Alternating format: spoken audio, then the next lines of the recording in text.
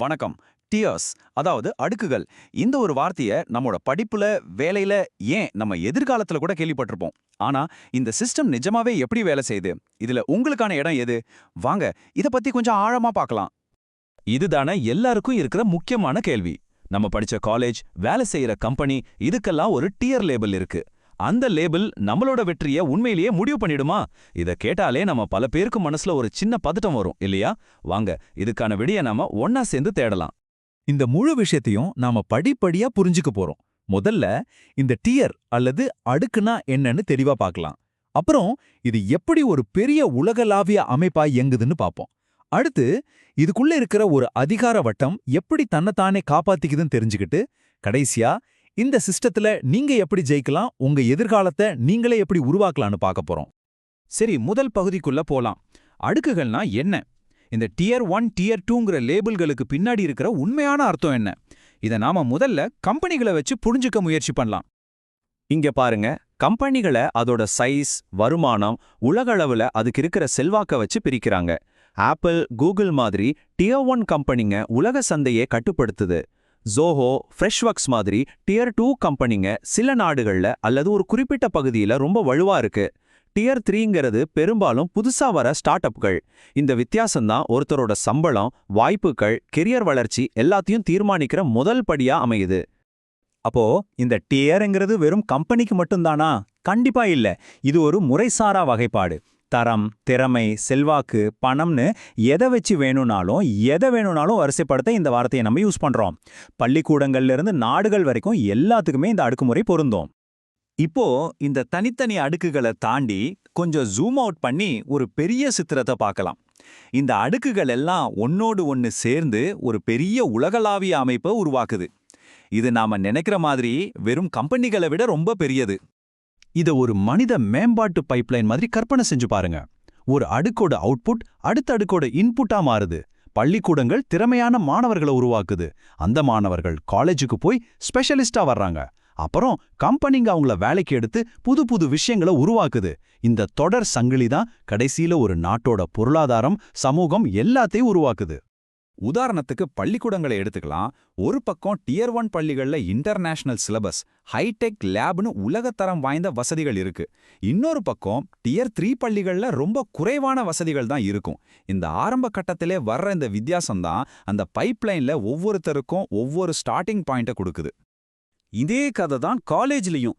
MIT, IIT மாதிரி dear 1 யூனிவர்சிட்டிங்க உலகத்துல இருக்கிற பெரிய பெரிய கம்பெனிகளோட நேரடி தொடர்புல இருக்கு. அங்க பெரிய ரிசர்ச் வாய்ப்புகளும் கிடைக்கும். இதனால அங்க படிக்கிற மாணவர்களுக்கு மத்தவங்கள விட கெரியர்ல அடுத்த கட்டத்துக்கு போறதுக்கு ஒரு பெரிய அட்வான்டேஜ் கிடைக்குது. இப்போ நாம இந்த சிஸ்டத்தோட மையத்துக்கே வரோம். எப்படி டாப்ல இருக்கிறவங்க எப்போதுமே டாப்லயே இருக்காங்க? அங்க ஒரு அதிகார வட்டம், ஒரு பவர் சைக்கிள் வேலை செய்யுது. அது எப்படி தன்னைத்தானே காப்பாத்திக்குதுன்னு பார்க்கலாம். இந்த பவர் சைக்கிளோட முதல் ஸ்டெப் இங்க தான் ஆரம்பிக்குது. உலகத்தோட டாப் யூனிவர்சிட்டிகள்ல இருந்து ரொம்ப திறமையான மாணவர்கள் படிச்சு முடிச்சு வெளியே வராங்க. ரெண்டாவது கட்டம், இப்படி வர்ற திறமைசாலிகள் எல்லாரையும் உலகத்துல இருக்கிற சில சக்தி வாய்ந்த கம்பெனிங்க அப்படியே அள்ளிக்கிறாங்க. இதனால உலகத்தோட பெஸ்ட் மூளைகள்லாம் ஒரே இடத்துல குவியுது. மூணாவது கட்டம் என்னன்னா, இந்த கம்பெனிங்க அங்க சேர்ந்த திறமைகளை வச்சு உலகத்தையே மாத்தக்கூடிய டெக்னாலஜியும் ப்ராடக்ட்டுகளையும் உருவாக்குறாங்க. இது அவங்களுக்கு உலக சந்தையில ஒரு அசைக்க முடியாத இடத்தை கொடுக்குது. கடைசியா இந்த சைக்கிள் பூர்த்தியாகுது. அந்த கம்பெனிங்க தங்களுக்கு வர்ற லாபத்துல ஒரு பகுதியை அதே டாப் யூனிவர்சிட்டிகளுக்கு ஃபண்டிங் மூலமாவும் நேரடியா அங்கிருந்து ஆட்கள் எடுக்கிறது மூலமாவும் திரும்ப கொடுக்கறாங்க. இது ஒரு முடிவே இல்லாத சுழற்சி மாதிரி இந்த சிஸ்டத்தை இன்னும் வலுவா மாத்துது.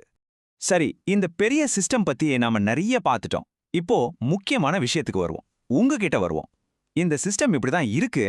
ஆனா இதுக்குள்ள நீங்க எப்படி உங்க வழியை உருவாக்குறது? இந்த ஆட்டத்துல நீங்க எப்படி ஜெயிக்கிறது? உங்க மனசுல இருக்கிற அந்த ஒரு பெரிய கவலைய நேருக்கு நேரா கேட்போம். நீங்க ஒரு சின்ன காலேஜ்ல இருந்து வந்திருந்தா அது உங்க கரியருக்கு ஒரு முற்றுப்புள்ளியா? இதுக்கான பதில் ரொம்ப உறுதியான ஒரு இல்ல. இந்த அடுக்கு சிஸ்டம் இருக்கிறது உண்மைதான். ஆனா அது உங்க தலையெழுத்தை தீர்மானிக்கணும்னு எந்த அவசியமும் இல்ல. ஏன்னா கடைசியில உங்க திறமை தான் பேசும், உங்க காலேஜ் லேபிள் இல்ல. உங்களுடைய முதல் வேலை சரிபார்க்கிறது. உங்க டிகிரி உண்மையானது, ஒரு அங்கீகாரம் பெற்றதுங்கிறத உறுதிப்படுத்திக்கோங்க.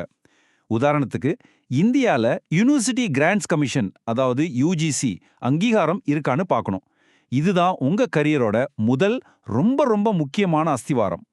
ரெண்டாவது ஸ்டெப், உருவாக்குங்க. வெறும் சர்டிபிகேட்டை மட்டும் நம்பாதீங்க, உங்க திறமையை காட்டுற மாதிரி நிஜமான ப்ராஜெக்ட்ஸ் பண்ணுங்க. ஒரு நல்ல போர்ட்ஃபோலியோ எந்த டிகிரி சர்டிபிகேட்டை விடவும் பவர்ஃபுல்லானது. அதை இன்னைக்கே உருவாக்க ஆரம்பிங்க. கடைசி ஸ்டெப், நிரூபிங்க. உங்க திறமைய உலகத்துக்கு காட்டுங்க. ஹேக்கத்தான் மாதிரி போட்டிகள்ல கலந்துக்கோங்க, ஓபன் சோர்ஸ் ப்ராஜெக்ட்ஸ்ல வேலை செய்யுங்க, இன்டர்ன்ஷிப் மூலமா அனுபவத்தை வளர்த்துக்கோங்க. இதுதான் உங்க ரெஸ்யூமேல இருக்கிற வார்த்தைகளை தாண்டி உங்க உண்மையான வேல்யூ என்னன்னு எல்லாருக்கும் சொல்லும். இது வெறும் கற்பனை இல்ல. கூகுள், மைக்ரோசாஃப்ட் மாதிரி உலகத்துல இருக்கிற பெரிய கம்பெனிகள்ல வேலைக்கு ஆள் எடுக்கிறவங்க உண்மையில என்ன பாக்குறாங்க தெரியுமா? அவங்க முதல்ல பாக்குறது உங்க டெக்னிக்கல் ஸ்கில் எப்படி இருக்கு, நீங்க என்ன ப்ராஜெக்ட் பண்ணிருக்கீங்கன்னு தான். நீங்க திறமைய நிரூபிச்சிட்டா உங்க காலேஜ் பேர் 2வது பட்சம்தான். சரி, இவ்ளோ தூரம் வந்துட்டோம். இப்ப நாம கத்துக்கிட்ட எல்லா விஷயத்தையும் ஒன்னு சேர்த்து இந்த பகுதியோட முக்கியமான கடைசி செய்திக்கு வருவோம். இது ஒரு முக்கியமான மனமாற்றம். லேபிள பார்க்காதீங்க, சிஸ்டத்தை நம்புங்க. அதாவது ஒரு கம்பெனி எவ்வளோ பெருசா இருக்கு, எவ்வளோ பிரபலமா இருக்குன்றதை விட அது எவ்வளோ சரியா, பாதுகாப்பா, நேர்மையா இயங்குதுன்றது தான் முக்கியம். ஒரு சின்ன ஆனா சரியான நிறுவனம் பேர் போன ஆனா தப்பா நடக்கிற நிறுவனத்தை விட எப்போதுமே பெட்டர். கடைசியா இந்த ஒரு சக்தி வாய்ந்த கேள்வியோட உங்களை நான் விட்டுட்டு போறேன். இந்த சிஸ்டத்துல அடுக்குகள் இருக்கலாம், ஆனா உங்க லட்சியத்துல அதுக்கு இடம் இருக்கா? இந்த சிஸ்டத்துக்கு விதிகள் இருக்கலாம், ஆனா உங்க பயணம், உங்க திறமை, உங்க உழைப்பு, உங்க லட்சியத்தால மட்டும்தான் தீர்மானிக்கப்படுது. உங்க எதிர்காலம் உங்க கையில தான்.